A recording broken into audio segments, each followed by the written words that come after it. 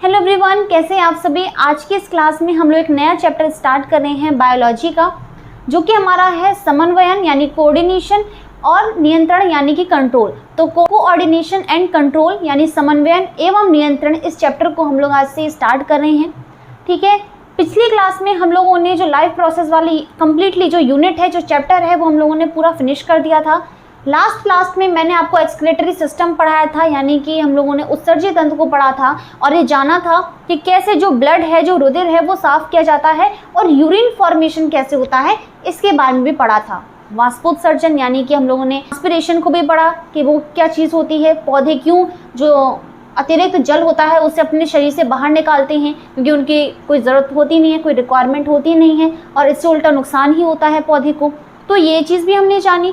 आज की इस क्लास में हम लोग पढ़ने वाले हैं कि आखिर जो बॉडी होती है, देखो जैसे हम लोगों ने लाइफ प्रोसेस वाले चैप्टर में क्या देखा था, लाइफ प्रोसेस में मैंने आप लोगों को लाइफ की जो भी चीज़ें हैं यानी लिविंग्स जो भी जो चीज़ें होती हैं, जो भी कैरेक्टर परफॉर्म करते हैं, वो सारी चीज़ें मैंने आपको बताई थी। फॉर एग्जांपल रेस्पिरेशन, श्वसन को, पाचन को, अवशोषण को, सर्जन को, परिसंचरण को। तो ये सारी चीज़ें जैसे मैंने ह्यूमंस में आपको बताई थी, वैसे ही सारी चीज़ें हम लोग प्लांट्स में भी देखे थे, है ना, कि प्लांट्स कैसे श्वसन करते हैं, कैसे वो वाष्पोत्सर्जन की क्रिया द्वारा एक्सक्रीशन करते हैं। तो ये सारी चीज़ें जैसे हम लोगों ने ह्यूमंस में जो जो देख रहे थे, वही चीज़ हम लोगों ने प्लांट्स में भी देखी। तो सेम चीज़ यहाँ पर जो कोऑर्डिनेशन वाली बात हो रही है या फिर नियंत्रण वाली बात हो रही है, अगर हम ह्यूमंस की बात करेंगे तो हम प्लांट्स की भी बात करेंगे कि आखिर पेड़ पौधे भी अपने शरीर को कैसे नियंत्रित रखते हैं।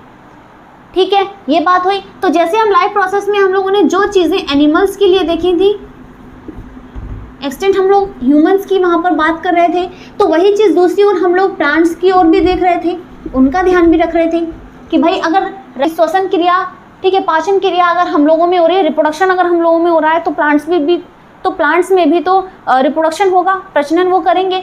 तो ये चीज़ हम लोग उसमें भी तो देखेंगे। लाइफ प्रोसेस की जगह हम लोग ये चीज़ कोऑर्डिनेशन वाले चैप्टर में भी तो देखेंगे। ठीक है, एंड कंट्रोल, तो इस चैप्टर में भी तो हम लोग जो चीज़ें एनिमल्स के लिए देखेंगे वो प्लांट्स के लिए भी देखेंगे। हालांकि क्योंकि हमारे अंदर नर्वस सिस्टम होता है जो कि सारे ही बॉडी को कंट्रोल करके रखता है। मेन जो ऑर्गन है, मेन जो सिस्टम है हमारी बॉडी में, वो क्या है, नर्व सेल्स हैं और यानी कि नर्वस पूरा सिस्टम है ना। बट प्लांट्स की बात करें तो उनमें तो नर्वस सिस्टम होता नहीं है, लेकिन कुछ तो होता है, केमिकल कोऑर्डिनेशन वहाँ पर बनकर रखते हैं वो लोग, यानी कि हॉर्मोन्स वगैरह बनते हैं। हॉर्मोन्स तो हमारे अंदर भी बनते हैं ना। तो ये सारी चीज़ें जितनी भी कन्फ्यूज़न है वो सभी पूरी होंगी। ठीक है, इस चैप्टर को जैसे हम लोग पढ़ना स्टार्ट करेंगे तो प्लांट्स में क्या होता है, कई सारे हार्मोन्स बनते हैं, हमारे अंदर भी हार्मोन्स बनते हैं। हार्मोन्स और जो हमारा नर्वस सिस्टम है वो दोनों ही मिल करके हमारी बॉडी को क्या करते हैं, कंट्रोल करके रखते हैं। ठीक है, अब प्लांट्स में अगर नर्वस सिस्टम नहीं होता फिर वो कंट्रोल कैसे रहते हैं। जैसे फॉर एग्जाम्पल छुई मुई की हम बात करें तो छुई मुई क्या है, हम लोग उसको टच करते हैं तो वो सिकुड़ जाती है। ठीक है, और थोड़ी देर बाद, 2-3 मिनट बाद या फिर थोड़े टाइम बाद वो क्या होती है, खुल जाती है ना। और इसी तरीके से अगर हम सनफ्लावर की बात करें, सनफ्लावर की क्या खासियत है, सनफ्लावर की क्या खासियत होती है, सनफ्लावर यानी सूरजमुखी, सूरज की ओर मुख है जिसका। ठीक है, तो सनफ्लावर यानी कि जो फ्लावर होता है सनफ्लावर, वो जहाँ पर सूरज की पोजीशन होगी उसके अकॉर्डिंगली अपनी पोजीशन को चेंज करता है, यानी उसी के अनुसार अपनी स्थिति को क्या करता है, परिवर्तित करता है ना। तो ये सनफ्लावर की कंडीशन हो गई। तो इसमें कौन सा नर्वस सिस्टम है कि वो ये सब चीज़ें कर रहा है, क्योंकि प्लांट्स में तो नर्वस सिस्टम यानी जो तंत्रिका तंत्र है वो होता नहीं है। ये सारी ही चीज़ें हम लोग पढ़ेंगे इस चैप्टर में, जिसका नाम है कोऑर्डिनेशन एंड कंट्रोल। ठीक है, आई बस समझ में, दोनों में देखेंगे कि सबसे पहले हम ह्यूमंस में देखेंगे। ठीक है, कि ह्यूमंस में कैसे कंट्रोल की जाती है बॉडी को, कैसे कोऑर्डिनेशन होता है, यानी सभी जो अंग हैं मिल करके वो कैसे काम करती हैं, है ना। और फिर प्लांट्स में भी देखेंगे कि प्लांट्स में क्या होता है।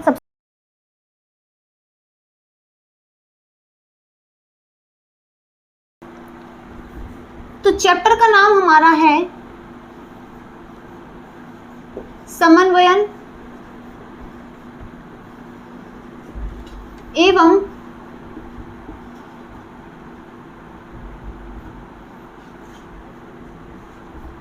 नियंत्रण।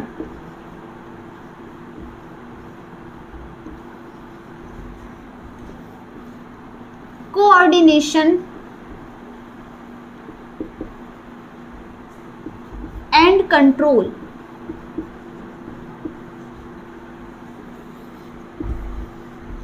ठीक है, ये है हमारा चैप्टर। तो अब सबसे पहले धीरे धीरे करके हम लोग पहले इनका मीनिंग जान लेते हैं, ठीक है, कि समन्वयन क्या होता है और कंट्रोल यानी कि नियंत्रण क्या होता है। सबसे पहले बात करते हैं कोऑर्डिनेशन यानी समन्वयन की।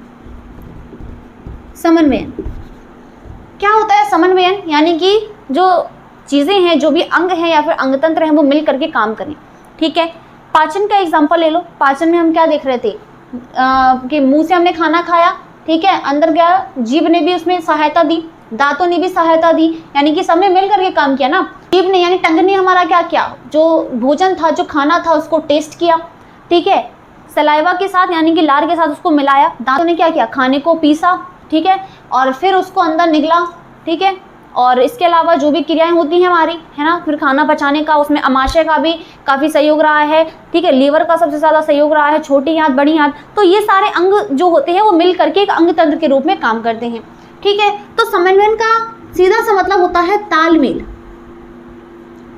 तालमेल यानी कि सभी, या फिर हम अंग की बात करें या अंग तंत्र की बात करें, अंग तंत्र की। अब यहाँ पर देखो दोनों का मतलब अलग है। अंगों की बात करें, जैसे मैं किसी एक सिस्टम की अगर बात कर लूँ, ठीक है, सिस्टम की, तो देखो अंग क्या करते हैं, दो या दो से ज़्यादा अंग जो हैं, एक दो अंग जो हैं काफ़ी सारे मिल करके एक अंग तंत्र बना लेते हैं, ठीक है, एक ऑर्गन सिस्टम बना लेते हैं, जैसे पाचन तंत्र, श्वसन तंत्र, परिसंचरण तंत्र, उत्सर्जन तंत्र, उत्सर्जी तंत्र, है ना। तो और अंग तंत्र क्या करते हैं, सभी अंग तंत्र मिल करके साथ ही में बॉडी को कोऑर्डिनेट करते हैं, यानी कि उनको संभाल कर रखते हैं। तो ये सारा काम जो है दोनों का होता है, अंग का भी और अंग तंत्र का भी, ठीक है। तो अंग मिलकर के जब काम करें और अंग तंत्र मिलकर भी जब पूरी बॉडी को नियंत्रित करते हैं, उसका अर्थ होता है समन्वयन। कोऑर्डिनेशन का एक छोटा सा एग्जांपल लेते हैं, ठीक है, उससे समझते हैं हम लोग। अच्छा देखो होता क्या है, जैसे कि कोई खाना है, फूड है, फूड, ठीक है, मान लो गुलाब जामुन है, ठीक है, गुलाब जामुन है। इस गुलाब जामुन को कौन देख रहा है? मेरी आंख देख रही है, ठीक है। कौन देख रहा है? ये रही मेरी आंख, ठीक है। मेरी आंख किसको देख रही है? गुलाब जामुन को देख रही है, ठीक है। किसको देख रही है? गुलाब जामुन को देख रही है। मेरे आंख ने गुलाब जामुन को देखा, ठीक है, लेकिन आंख तो कुछ कर नहीं सकती, ठीक है। और फिर क्या हुआ, मेरा जो हाथ था, उस हैंड ने या फिर हाथ ने उस गुलाब जामुन को क्या किया? पिक किया, उसको पकड़ा, ठीक है। और पकड़ने के बाद हाथ का तो उसमें कोई रोल नहीं था, फिर हाथ ने क्या किया? उसको पकड़ करके कहाँ ले आया? वो माउथ में, यानी मुंह में, ठीक है। अब समझो मेरी बात, गुलाब जामुन को मेरी आंख ने देखा। आंख क्या है? एक दूसरा ऑर्गन है जिसका हमारे मुंह से कोई मतलब नहीं है, कोई मतलब नहीं है, ठीक है। जो आई है उसका कोई भी रिश्ता नहीं है हमारे मुंह से। आई, फिर आंख ने उसको देखा, उसको उठाया किसने? गुलाब जामुन को उठाया किसने? हाथ ने। तो हाथ का भी कोई रोल नहीं था, मुंह के साथ कोई संबंध नहीं था उसका, ठीक है ना। तो उसके अंग तंत्र में इसका कोई रोल होता है क्या? हाथ हमारे पाचन तंत्र में कोई अंग है क्या? हमारे पाचन तंत्र में हाथ का कोई काम होता है क्या? बताओ जरा। अच्छा बताओ जरा, पाचन के लिए क्या हमारे हाथ किसी चीज़ के लिए रिस्पॉन्सिबल हैं क्या? नहीं है, बिल्कुल नहीं। वो बात अलग है कि हमारे हाथ में कोई भी खाना जो होता है उसको पकड़ने के लिए हम अपने हाथ का यूज़ करते हैं, लेकिन पाचन क्रिया में खाने को पचाने के लिए क्या हाथ का कोई यूज़ होता है क्या? क्या आंखों का कोई यूज़ होता है क्या? बिल्कुल नहीं होता। लेकिन ये क्या बताने की कोशिश कर रही हूँ मैं बताने की कोशिश कर रही हूँ कि आप समन्वयन को समझ जाओ, ठीक है, कि काफ़ी सारे अंग मिल करके या फिर अंग तंत्र मिल करके, जो आइज है वो एक अलग अंग तंत्र का अंग है, ठीक है। जो हमारा हाथ है वो एक अलग अंग है, और जो हमारा मुंह है वो एक तो अलग ही अंग है। तो ये सारे अंग जो हैं वो मिल करके क्या कर रहे हैं? किसी एक काम को करने के लिए रिस्पॉन्सिबल हैं, है ना। तो ये चीज़ क्या होती है? कोऑर्डिनेशन होती है कि क्या करते हैं कि जो अंग हैं वह अंग तंत्र हैं, ये दोनों ही मिल करके जब काम करते हैं, कोई कार्य करते हैं, तो उसी कार्य को हम समन्वयन कहते हैं, यानी कि कोऑर्डिनेशन कहते हैं, ठीक है। आई बात समझ में? तो उम्मीद है कि आपको समन्वयन समझ में आ गया होगा। साइकिल का एग्जांपल ले लो। साइकिल चलाते वक्त आगे कोई गाड़ी आई, ठीक है, अब आप क्या करोगे? या तो ब्रेक मारोगे या फिर उसको मोड़ोगे। तो होता क्या है, जब साइकिल से जब आप साइकिलिंग करते हो तो कई बार कई गाड़ी आ गई, कोई बच्चा आ गया सामने, तो आप क्या करते हो? आपकी आंखों ने उसको देखा, ठीक है, और ब्रेक किसने मारे? हाथों ने मारे, ठीक है। तो ये चीजें क्या थी कि सारे अंग मिलकर के अलग अलग, हमारे शरीर के सभी अलग अलग अंग क्या करते हैं, मिलकर के जब काम करते हैं तो उसी को हम लोग समन्वय यानी कोऑर्डिनेशन कहते हैं। उम्मीद है कि आपको ये चीज समझ में आ गई होगी। अब बात करते हैं नियंत्रण की, ठीक है।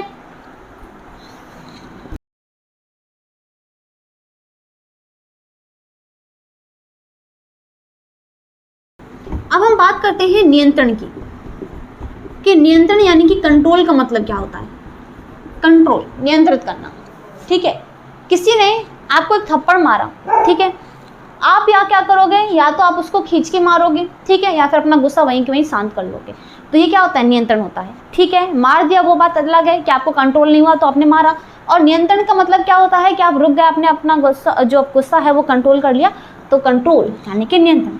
वैसे ये सही मतलब नहीं है, ठीक है, ये जो रियलिटी है नियंत्रण की परिभाषा जो मैं बता रही हूँ वो इसका मतलब ये नहीं है, ठीक है। तो क्या मतलब है नियंत्रण का, नियंत्रण का मतलब क्या होता है, देखो हमारी बॉडी का टेम्परेचर एक नियत है, ठीक है, और हमारे बाहर जो वातावरण है उसका टेम्परेचर अलग है ना। सर्दियों की बात करें, गर्मियों की बात करें, ठीक है, पतझड़ की बात करें, तो सभी अलग अलग सीजन्स में अलग अलग जो टेम्परेचर है वो बढ़ता घटता तो है ना, बढ़ता घटता है। लेकिन हमारी बॉडी का जो इंटरनल टेम्परेचर है वो तो एक नियत है ना, क्या है, एक नियत है, कांस्टेंट है। होता क्या है कि जैसे एग्जांपल ले लो गर्मियों का, तो गर्मियों में क्या होता है, हमें काफ़ी ज़्यादा पसीना आता है। क्या आता है, पसीना आता है, और पसीना आता है तो इसका मतलब क्या है कि जो हमारी बॉडी से पसीना बाहर जा रहा है, यानी कि जो जल है वो क्या हो रहा है, कम होता जा रहा है ना। जो ज़्यादा जल होता है तो वो पसीना, या गर्मी होती है तो गर्मी में क्या होता है, टेम्परेचर बढ़ेगा। और वाष्पोत्सर्जन में ये चीज़ आपने पढ़ी थी कि क्या होता है कि जो प्लांट्स होते हैं, जो पौधे होते हैं, जब उनमें से वाष्पोत्सर्जन की क्रिया द्वारा जब जल जो है वो वाष्प बन करके उड़ता है, तो क्या होता है, जो प्लांट्स की जो गर्मी होती है, जो ऊष्मा होती है, वो भी क्या है, पसीने के द्वारा बाहर निकल जाती है। तो यही चीज़ तो हमारे साथ भी होती है, ठीक है। वो आपने रेडिएशन, हाँ, रेडिएशन का अर्थ भी तो यही होता है ना, विकिरण। जितने भी पदार्थ हैं इस धरती पर, जितनी भी चीज़ें हैं वो सभी क्या है, विकिरण को उत्सर्जित करती हैं, यानी ऊष्मा उत्सर्जित करती है। चीज़ को हम लोग रेडिएशन बोलते हैं। ऊष्मा को उत्सर्जित करना ही तो रेडिएशन कहलाता है, ऊष्मा को उत्सर्जित करना ही तो रेडिएशन कहलाता है। और हर चीज़, प्रत्येक पदार्थ जो है, हर एक मैटर जो है वो क्या करती है, रेडिएशन छोड़ती है, यानी कि ऊष्मा को उत्सर्जित करती है। तो हम तो ह्यूमन से, हम भी छोड़ेंगे, ठीक है ना। प्रत्येक पदार्थ जो है वो क्या छोड़ती है, गर्मी, यानी कि ऊष्मा को उत्सर्जित करती है, और इसी चीज़ को हम लोग रेडिएशन या फिर विकिरण बोलते हैं, विकिरण। ओके, अब टॉपिक पे आते हैं। पसीना क्या है, हमारे शरीर से उत्सर्जित हो रहा है, यानी बाहर निकलता है ना। जो हमारी स्वीट ग्लैंड्स होती हैं, यानी कि जो हमारी स्किन पर छोटे छोटे क्या होते हैं, पोर्स होते हैं, छिद्र होते हैं, और उसी की सहायता से, उसी की मदद से जो पसीना है वो हमारी बॉडी से बाहर निकलता है। उस पसीने के द्वारा जो हमारी बॉडी में ऊष्मा होती है, क्योंकि गर्मियों के टाइम पे क्या है, हमें ज़्यादा से ज़्यादा गर्मी लगती है, इसकी वजह से हमारी बॉडी में टेम्परेचर ज़्यादा ना बढ़े, क्योंकि वो नियत रहे, है ना, वो क्या रहे, नियत रहे, कांस्टेंट रहे। तो इसी वजह से हमारी बॉडी से पसीने के द्वारा जो ऊष्मा होती है, जो गर्मी होती है, वो क्या होती है, बाहर निकलती जाती है। तो इस चीज़ को भी मैं कंट्रोल बोल सकती हूँ, ठीक है। क्या रहता है, इसी चीज़ को मैं क्या बोल सकती हूँ, कंट्रोल बोल सकती हूँ। अब होता क्या है, पसीने के द्वारा जो पानी शरीर से बाहर जा रहा है, तो इसका मतलब क्या है कि हमारे शरीर में पानी की क्या हो रही है, कमी भी हो रही है। अगर ऐसे सारा पानी वाष्प बन करके पसीने के द्वारा हमारे शरीर से निकल जाएगा, तो हमारे शरीर में पानी की कमी तो होगी, ऑब्वियसली होगी। तो फिर हम क्या करते हैं, जब हमें गर्मी लगती है तो हमें प्यास लगती है ना। देखा होगा गर्मियों में प्यास भी तो ज़्यादा लगती है, अगर पसीना ज़्यादा निकल रहा है तो प्यास भी ज़्यादा लगेगी। तो इसका मतलब क्या है कि हमारी बॉडी ऑटोमेटिकली अपने आप को कंट्रोल करके रखती है, ठीक है, ताकि जो टेम्परेचर है या फिर जो भी वातावरण है बाहर का, वो क्या रह सके, अंदर का, वो दोनों ही चीज़ें क्या रहें, अनुकूलित रहें, ठीक है, दोनों चीज़ें क्या रहें, बैलेंस रहें। तो इसलिए हमारी बॉडी ऑटोमेटिकली क्या रहती है, कंट्रोल्ड रहती है। आई बात समझ में। अगर पसीना बाहर जा रहा है तो क्या होगा, हमें प्यास भी लगेगी, और प्यास लगेगी तो पानी पिएंगे, तो पानी की कमी जो है वो नहीं रहेगी, पानी की पूर्ति हो जाएगी। आई बात समझ में। तो ये मतलब होता है नियंत्रण का। काफ़ी सारे एग्जाम्पल्स हैं। तो इसका मतलब क्या है कि जो बाहरी वातावरण है वो कुछ अलग है, और हमारे अंदर की चीज़ें जो हैं, हमारे जितने ऑर्गन यानी कि जो अंग हैं, तो वो सारी चीज़ें क्या है, बाहर के वातावरण के अनुसार स्वयं को अनुकूलित करने की कोशिश करती हैं, ठीक है। बैलेंस जो है हमारी बॉडी इस तरह से रहती है, कंट्रोल रहती है। तो एग्जांपल भी आप दे सकते हो कि पहाड़ों की बात करें, अगर हम पहाड़ों की, मेरा सीधा सा मतलब है ऊंचाई की हम बात करें। अगर हम ज़्यादा ऊंचाई पर जाते हैं तो ऑक्सीजन की कमी होती है, आप लोग सभी जानते होंगे, ठीक है। अगर ऊंचाई पर जाएंगे तो ऑक्सीजन की क्या होती है, O2 क्या होती है, कम होती है। वहाँ पर ऊंचाई पर जाने के साथ साथ ऑक्सीजन की मात्रा है वो कम होती जाती है। तो फिर उनका क्या, जो पहाड़ी इलाकों में रहते हैं, ठीक है, आपने जाना होगा कि पहाड़ों पर भी तो काफ़ी सारे जो लोग हैं वो रहते हैं, तो वो कैसे रह ले रहे हैं जब वहाँ पर ऑक्सीजन की कमी है। तो जो वहाँ पर रहने वाले लोग हैं उनमें क्या होता है, उतना ही ज़्यादा आरबीसी जो है वो प्रोड्यूस की जाती है, जो हमारे रेड ब्लड सेल्स हैं वो बनती जाती हैं शरीर में, अधिक मात्रा में बनते हैं, ठीक है। आई बात समझ में। अगर नॉर्मली पर्सन्स की बात करें, अगर नॉर्मल पर्सन की बात करें जो मतलब नीचे इलाके में रहते हैं, ठीक है, तो उनकी बॉडी में जितनी आरबीसी की रिक्वायरमेंट होगी वो रहेगी। लेकिन अगर हम पहाड़ी इलाकों में रहने वाले लोगों की बात करें तो उनमें आरबीसी क्या है, अधिक मात्रा में बनती है। और क्यों बनती है, क्योंकि ऊपरी इलाकों में क्या होती है, ऑक्सीजन कम होती है। तो ऑक्सीजन की पूर्ति के लिए, ऑक्सीजन की पूर्ति कैसे होगी, अब ये चीज़ तो आप लोगों ने ये मत बोलना कि मैंने बताई नहीं, ये चीज़ हम लोगों ने रेस्पिरेशन में देखी थी। रेस्पिरेशन में मैंने आपको बताई थी कि रेस्पिरेशन वाले प्रोसेस में क्या होता है, ऑक्सीजन को कैरी किया जाता है, और कैरी कैसे करेंगे, आरबीसी के द्वारा है, क्योंकि आरबीसी में क्या होता है, हीमोग्लोबिन होता है। तो होता क्या है कि आरबीसी में क्या बनेगा, आरबीसी में क्या होगा, हीमोग्लोबिन होगा, और हीमोग्लोबिन ही क्या करता है, ऑक्सीजन को, O2 को क्या करता है, कैरी करता है। तो इसीलिए आरबीसी जो है उसकी मात्रा अधिक होती है, यानी वो बनती जाती है पहाड़ियों पे रहने वाले जो लोग हैं उनमें, क्योंकि वो हीमोग्लोबिन के थ्रू जो ऑक्सीजन है उसको ज़्यादा से ज़्यादा कैरी कर सकें, ठीक है। आई बात समझ में। तो ये होता है नियंत्रण का अर्थ, ठीक है। तो मैंने दोनों चीज़ें आपको बताई, समन्वयन और नियंत्रण। ओके, अब हम बात करते हैं कि हमें इस चैप्टर में पढ़ना क्या क्या है, ठीक है।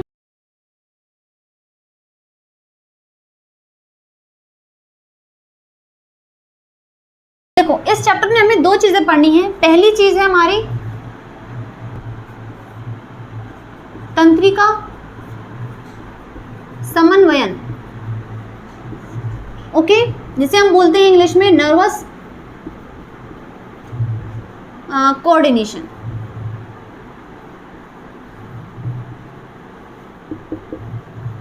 ठीक है, नर्वस कोऑर्डिनेशन। और दूसरा हमारा होता है रासायनिक समन्वयन, इंग्लिश में इसे बोलते हैं केमिकल कोऑर्डिनेशन, ठीक है। तंत्रिका समन्वयन और केमिकल यानी कि जो रासायनिक समन्वय है वो, सॉरी समन्वयन, समन्वयक लिख दिया मैंने, समन्वयन, ठीक है। देखो तंत्रिका समन्वयन है, इसका अर्थ है कि हमारी बॉडी में, ह्यूमंस की बॉडी में क्या होगा, तंत्रिका तंत्र होगा। तंत्रिका तंत्र यानी कि नर्वस सिस्टम होगा, नर्वस सिस्टम, ठीक है। नर्वस सिस्टम यानी कि तंत्रिका तंत्र होगा, ओके। देखो नर्वस सिस्टम जिसमें हम लोग मस्तिष्क की संरचना देखेंगे कि हमारा ब्रेन जो है कैसे हर चीज़ को कंट्रोल करके रखता है, ठीक है। हमारे अंदर जो नर्व्स होती हैं, नर्व सेल्स होती हैं जिनको न्यूरॉन बोला जाता है, उसकी संरचना देखेंगे, उसकी क्या भूमिका होती है, कैसे हमारी बॉडी जो है उसको पूरा कंट्रोल जो है कौन करके रखता है, माइंड करके रखता है। जो भी है ना हमारे इस भेजे में है, अगर इसने काम करना बंद कर दिया ना, हमारी बॉडी किसी काम की नहीं है, ठीक है। क्योंकि हमारी बॉडी पूरी तरीके से कंट्रोल किसके थ्रू है, हमारे माइंड के थ्रू है, ठीक है। हमारा मस्तिष्क जो है वही सारी चीज़ें संभाल रहा है। तो होता क्या है, जो तंत्रिका समन्वय है इसमें तंत्रिका तंत्र के बारे में हम लोग पढ़ेंगे सारी चीज़ें। अब हमारा दूसरा है रासायनिक समन्वयन। अब रासायनिक समन्वयन का मतलब है कि कुछ केमिकल्स बनेंगे। केमिकल्स का मतलब है हमारी बॉडी में हार्मोन्स बनेंगे, हार्मोन्स, ठीक है, जिनको हम हार्मोन बोलते हैं, हार्मोन। तो हमारी बॉडी में हार्मोन्स बनेंगे, कुछ हमारे जो है रासायनिक संश्लेषण, जो हमारे रासायन हैं वो बनेंगे, और इनके द्वारा क्या होता है, ये रिलीज होंगे, ये बताएंगे कि क्या चीज़ कब होनी है, कैसे होनी है, वृद्धि कब होनी है, जो हमारे प्रजनन अंग, जो हमारे जनन अंग है उनका विकास कैसे होना है। इनका और इनका काफ़ी जो है काफ़ी प्यारी दोस्ती है, काफ़ी बहुत टाइट बॉन्ड है इन दोनों के बीच में, दोनों को ही पढ़ेंगे। तंत्रिका, इसमें हम लोग तंत्रिका समन्वयन में तंत्रिका तंत्र को पढ़ेंगे, ठीक है, और रासायनिक समन्वयन में हम लोग हार्मोन्स को पढ़ेंगे। प्लांट्स में हम लोग ज़्यादातर इस पार्ट पे फोकस देंगे क्योंकि प्लांट्स में नर्वस सिस्टम होता नहीं है, हार्मोन्स ही जो है वो सारी चीज़ों को संभाल रहे होते हैं। ओके, आई बात समझ में, ठीक है। तो ये एक इंट्रोडक्शन था इस चैप्टर का। इस चैप्टर में हमें क्या क्या चीज़ें पढ़नी है उस चीज़ को मैंने आज की इस क्लास में डिस्कस किया, ठीक है। रेगुलर हम लोग हर एक टॉपिक को पढ़ेंगे इस चैप्टर के, और इस चैप्टर को हम लोग कम्प्लीटली फिनिश भी कर देंगे कि क्या क्या चीज़ें हैं, ठीक है। तो उम्मीद है कि आज एक इंट्रोडक्शन था और वो इंट्रोडक्शन आपको अच्छी तरीके से समझ में आ गया होगा और पसंद भी आया होगा, ठीक है, अब मिलते हैं हमारे अगले टॉपिक में। इस चैप्टर का हम लोग नर्वस सिस्टम यानी कि हम लोग तंत्र से इस चैप्टर की शुरुआत करेंगे। वैसे शुरुआत तो हम लोगों ने आज कर दी इंट्रोडक्शन देखकर, अब लोग इसके टॉपिक जो है वो हम लोग नेक्स्ट वीडियो से स्टार्ट करेंगे। ठीक है, अब मिलते हैं अगले वीडियो में, तब तक के लिए bye bye, take care and thank you so much.